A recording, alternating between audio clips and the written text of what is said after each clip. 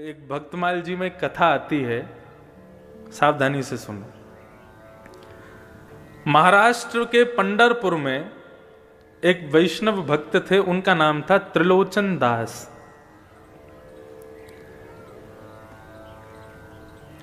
अपनी युवावस्था में ब्याह के बाद उनको कोई संतान नहीं हुई, तो वो निश्चिंत रहे, चिंता नहीं की। उन्होंने कहा श्री पंडरीनाथ भगवान ने हमको संतान नहीं दी, क्यों? क्योंकि पंडरीनाथ भगवान हमारे पुत्र हैं, वे ही हमारे पुत्र के रूप में हैं, इसलिए हमको उन्होंने कोई संतान नहीं दी।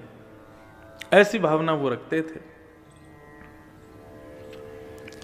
किसी वैष्णव संत की उन्होंने कथा सुनी, उस कथा में गौ ब्राह्मण संत सेवा, इसको सर्वाधिक श्रेष्ठ जान करके उन्होंने संत सेवा शुरू कर दी अपने घर में।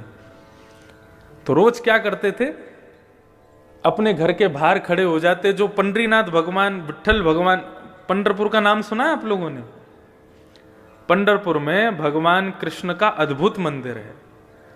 वहां पर भगवान कृष्ण दोनों कमर पर ऐसे भुजा रख करके और ईंट के ऊपर खड़े हुए हैं। उनका नाम है विट्ठल, श्री विट्ठल भगवान। भगवान कृष्ण का ही स्वरूप है। एक पुंडलीक नाम का उनका भक्त था। वो अपने माता पिता की इतनी सेवा करता था कि उसकी सेवा से प्रसन्न होकर के भगवान उसको दर्शन देने गए। जब द्वारिकाधीश उसको दर्शन देने गए तो भगवान के अंग से निकलने वाले प्रकाश, भगवान के इत्र की सुगंधी, भगवान के आभूषणों की खनक से वो बड़ा चिंतित हो गया और कहने लगा, कौन है भाई इतना प्रकाश कर रहा है, इतनी सुगंधी आ रही है, इतनी गहनों की आवाज आ रही है, कौन है? तब लक्ष्मी जी ने कहा, पुंडलीक भगवान आए हैं तुमको दर्शन देने। वो अपने माता पिता के चरण दबा रहा था। तो उसने कहा, मैंने तो बुलाया नहीं भगवान को, क्यों आए हैं? बोले, भैया तुम्हारी माता पिता की चरण में भक्ति इतनी दृढ़ है, उसको देख करके भगवान आए हैं। तो बोले, इनको पाने के लिए थोड़ी करता हूं, अपने माता पिता को सुख देने के लिए करता हूं। लक्ष्मी बोली, जिसके द्वार पर भगवान जाते हैं वो भगवान को आमंत्रण करने के लिए सिंहासन देता है। ठीक है तुम सेवा कर लो, लेकिन भगवान को कोई आसन तो दे दो, खड़ा होने के लिए, बैठने के लिए। पुंडलीक बड़ा चिंतित हो गया, ये और मेरे सिर पर बला आ गई है। भगवान को बोल रहा है, बुलाया है नहीं, अपने आप बिन बुलाए मेहमान बन के आ गए, अब घर पे और बैठेंगे मेरे आके। तो अब उसको कोई आसन नहीं मिला, तो पैर दबाते दबाते उसको एक नीचे ईंट मिली, तो उसने ईंट को खिसका दिया, ले लो आसन, खड़े हो जाओ इस पे। रुक्मणी जी को गुस्सा आ गया, भगवान का हाथ पकड़ लिया, बोले बिल्कुल नहीं रुकोगे यहाँ पे, ऐसा अपमान करने वाले भक्त के यहाँ रुकेंगे हम? भगवान के नेत्र सजल हो गए, बोले अब तो इसको दर्शन देके ही जाऊंगा मैं, ये जब तक सेवा से मुक्त नहीं हो जाएगा तब तक यहीं खड़ा रहूंगा। और जैसे कोई प्रतीक्षा करता है, किसी का इंतजार करता है, ऐसे ही भगवान उस ईंट पर खड़े हो गए, दोनों भुजाओं को कमर पर रख के। आज भी वो पंडरीनाथ भगवान आज भी ईंट पर खड़े हैं। ऐसा अद्भुत मंदिर पूरे भारत में नहीं है। प्रत्येक मंदिर में आपको दूर से दर्शन होगा, लेकिन केवल श्री विट्ठल भगवान का मंदिर है जहां पर भक्त भीतर जाकर के पंडरीनाथ भगवान को गले लगा सकते हैं। गले लगाओ तब वहां से बाहर जाओ। जब गले लगाते हैं तो भगवान की इत्र की सुगंधी पूरे हमारे अंग में आ जाती है। इतना सुंदर मंदिर है, अद्भुत। तो पंडरीनाथ भगवान को त्रिलोचन जी अपना पुत्र मानते थे, ये कथा में बोल रहा था। त्रिलोचन जी ने संत सेवा शुरू कर दी, तो पंडरीनाथ भगवान, श्री विट्ठल भगवान के जो लोग दर्शन करने जाते थे सबको बोलते थे, प्रसाद पाइए, प्रसाद पाके जाइए, प्रभु प्रसाद पाके जाइए।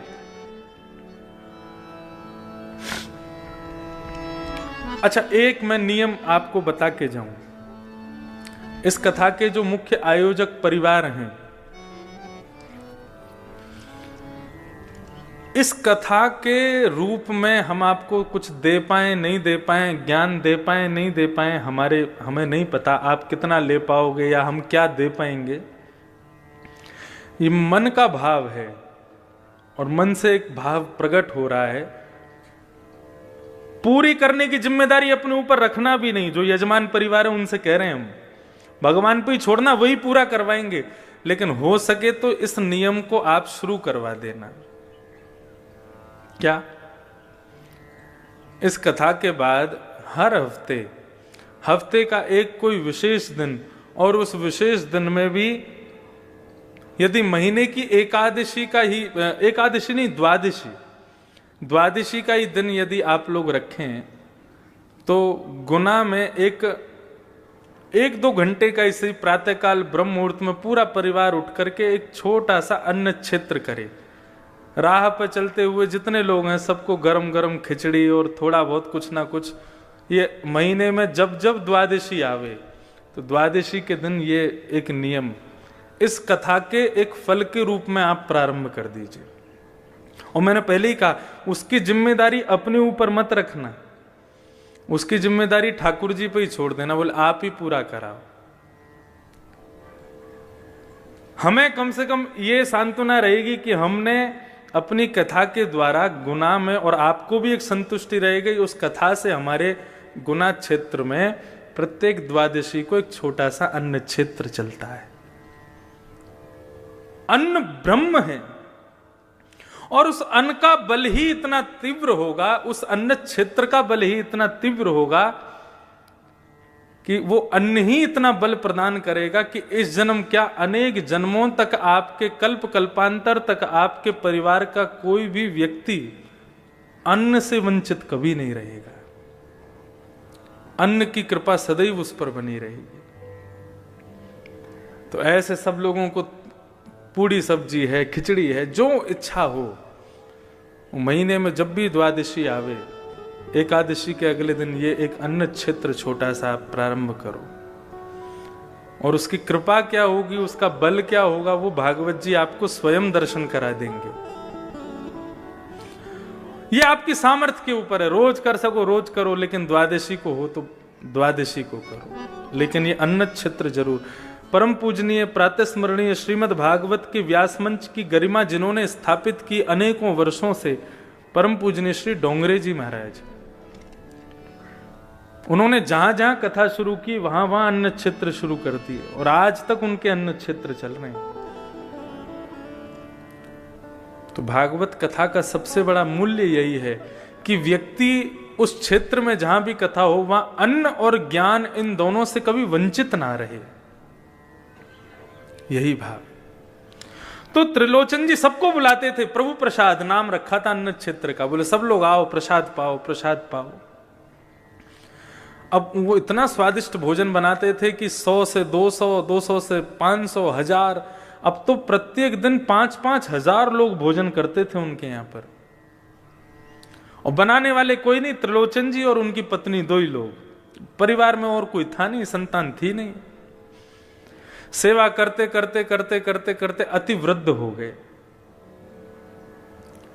अति वृद्ध होने के बाद में उन्होंने भगवान से केवल एक ही इच्छा रखी, प्रभु आपने हमें संतान तो दी नहीं, हमने आपको ही पुत्र माना है, लेकिन अब आपसे एक प्रार्थना करते हैं कि हम दोनों बड़े वृद्ध हो गए, हमसे भोजन बनता नहीं है, सबको पवाने में बड़ी दिक्कत होती है, एक कोई वैष्णव भक्त हमको कोई एक नौकर मिल जाए जो हमारे यहां पूड़ी सब्जी रोटी साग चावल ये सब बना दिया करे और संतों को परोसवा दिया करे, तो 2 से 3 हो जाएंगे तो सहजता रहेगी। तो दिन रात भगवान से यही प्रार्थना करते थे, एक बढ़िया श्रेष्ठ नौकर मिल जाए, एक कर्मचारी मिल जाए हमको। तो एक दिन श्री त्रिलोचन जी बैठे थे, इतने में ही ऊंची धोती पहन करके, सर पर स्वाफा बांध करके, बड़ा सुंदर सुकोमल स्वरूप सांवला सा एक नन्हा सा बालक त्रिलोचन जी के पास में आ गया। त्रिलोचन जी को आगे प्रणाम किया, बोले हाँ बेटा बताओ कहां से हो, कौन हो, क्या है। बोले हम काम ढूंढ रहे हैं। तो काम मिल जाएगा तुमको यहां पे, लेकिन कर पाओगे हमारे यहां काम? बोले क्या काम करना पड़ेगा? बोले कुछ नहीं, सवेरे शाम रोटी सब्जी बनानी है, संतों को पवाना है।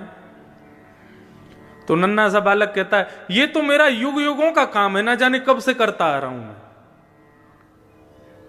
संत गौ ब्राह्मण की सेवा तो मैं जाने कब से करता आ रहा हूं।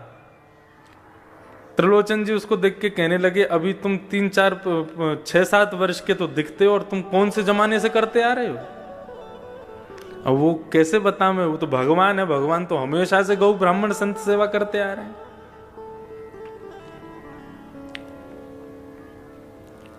एक पंचतंत्र की कथा में यह भाव बताया जाता है।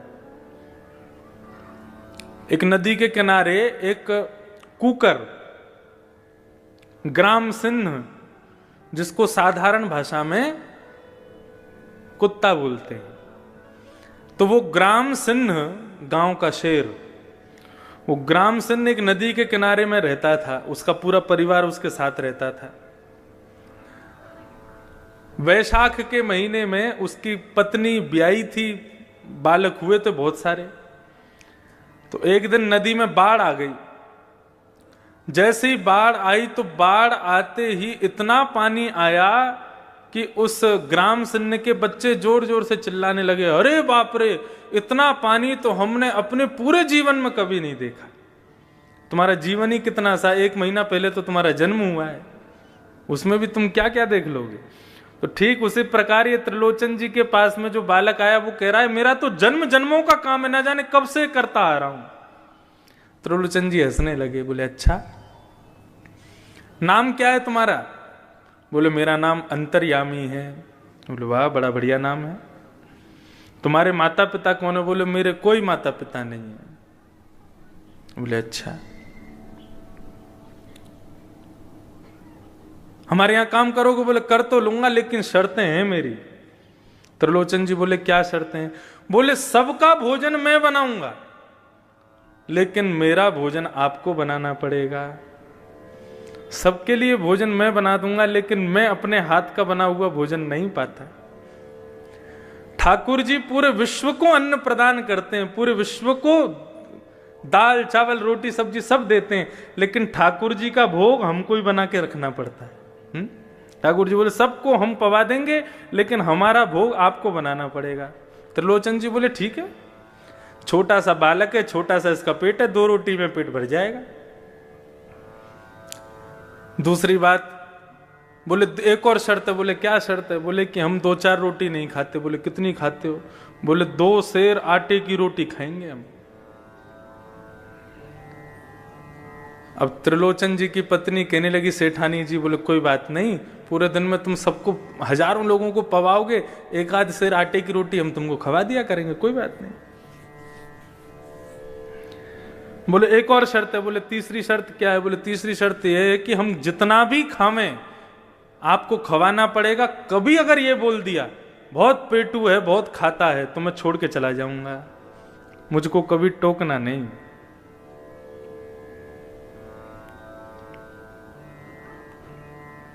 बोले नहीं, हम क्यों टोकेंगे, हम कभी नहीं टोकेंगे। भगवान की लीलाएं बड़ी अपरंपार हैं।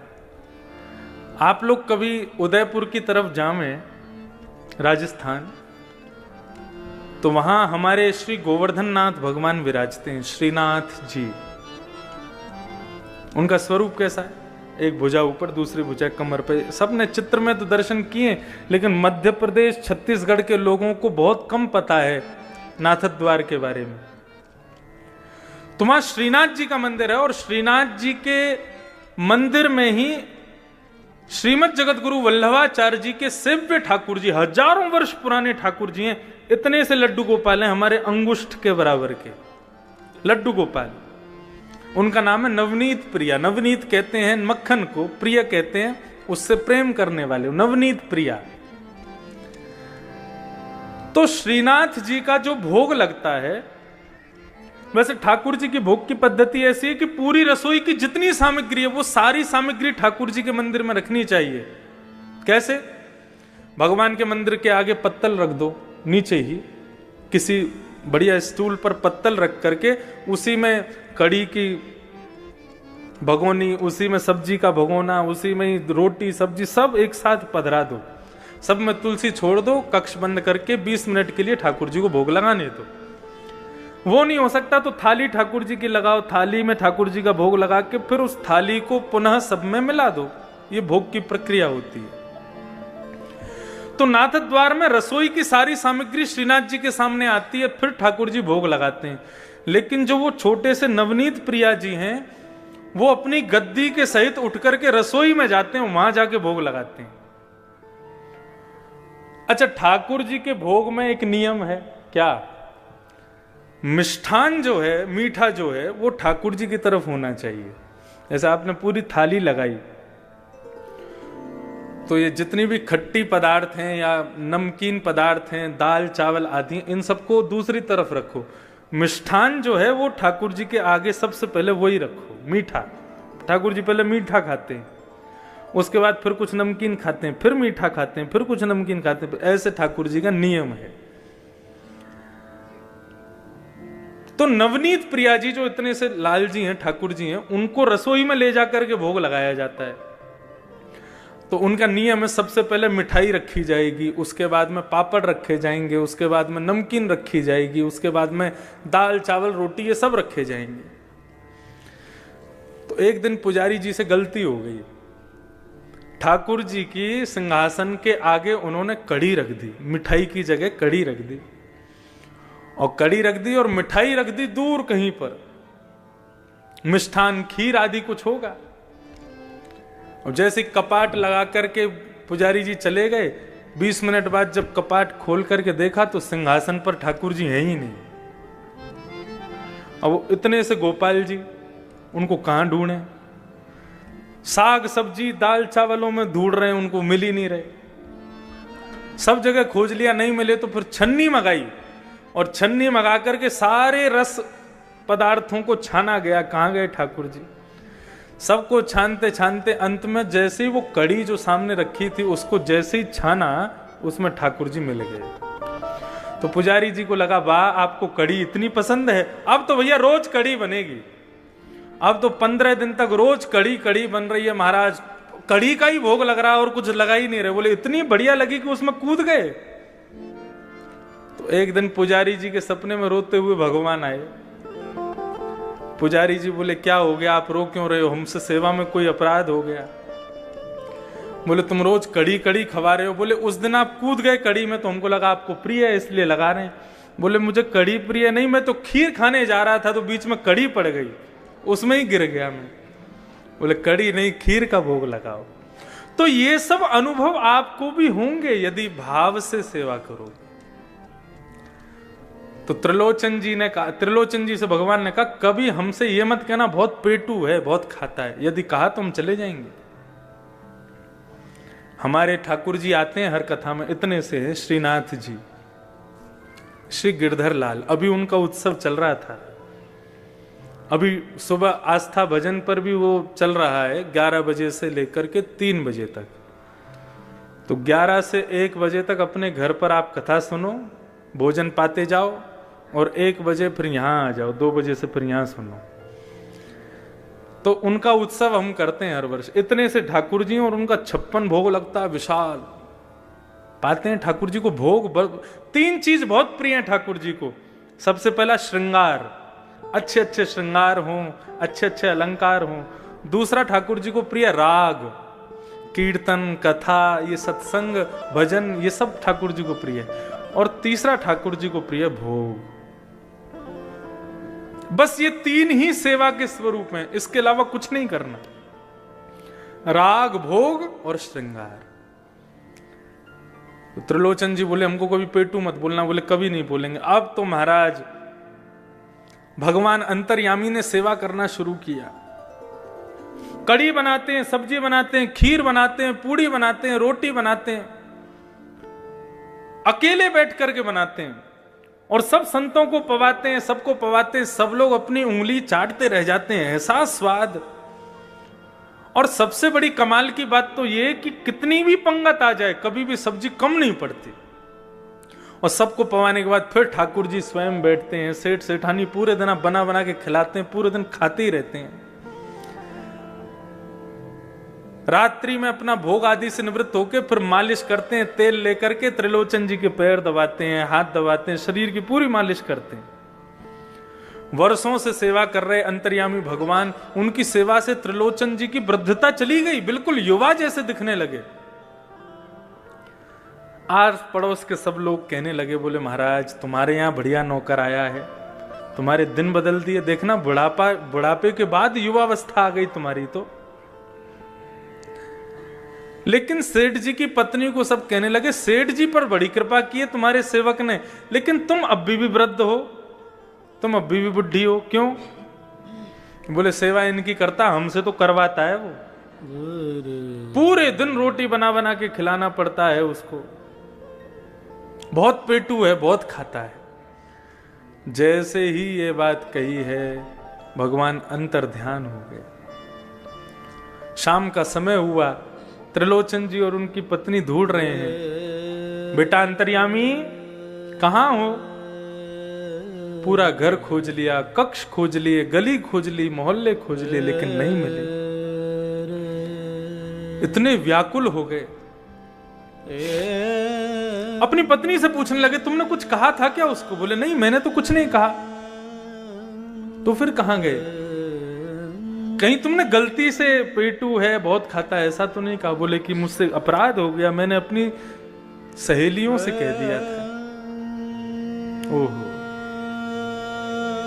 बस उसी बात को ध्यान करते हुए भगवान के मंदिर में गए। श्री पंडरीनाथ भगवान ईंट के ऊपर खड़े हैं, दोनों भुजा रख करके। त्रिलोचन जी रोने लगे, भगवान के चरणों में प्रार्थना करके बोले, आपने संतान नहीं दी, हमने स्वीकार किया। आपने परिवार नहीं दिया, हमने स्वीकार किया। लेकिन आपकी कृपा से एक वैष्णव भक्त नौकर मिला था हमको, अंतर्यामी। हमसे अपराध हो गया, वो हमें छोड़ के चला गया। प्रभु हमें कुछ नहीं चाहिए, हम जीवन पर्यंत उसको देख देख करके जी लेंगे, लेकिन कृपा करके उसको वापस बुला दो। ऐसा कहकर के त्रिलोचन जी जैसे ही रोने लगे, भगवान से देखा नहीं गया, और सामने खड़े हुए पंडरीनाथ भगवान ही अंतर्यामी के रूप में प्रकट हो गए और सेठ जी को अपने हृदय से लगा दिया। बोले, गौ ब्राह्मण संत सेवा के लिए कोई सेवक आपके घर नहीं आता है। यदि संत सेवा में किसी की अति निष्ठा है तो उसको मेरा ही स्वरूप मानिएगा, वो मैं ही आया हूं। साधारण मानव की संत में कभी इतनी निष्ठा नहीं हो सकती, मेरा ही अंश उसके भीतर जाकर के संत के प्रति निष्ठा को प्रकट करता है, वो मैं ही था।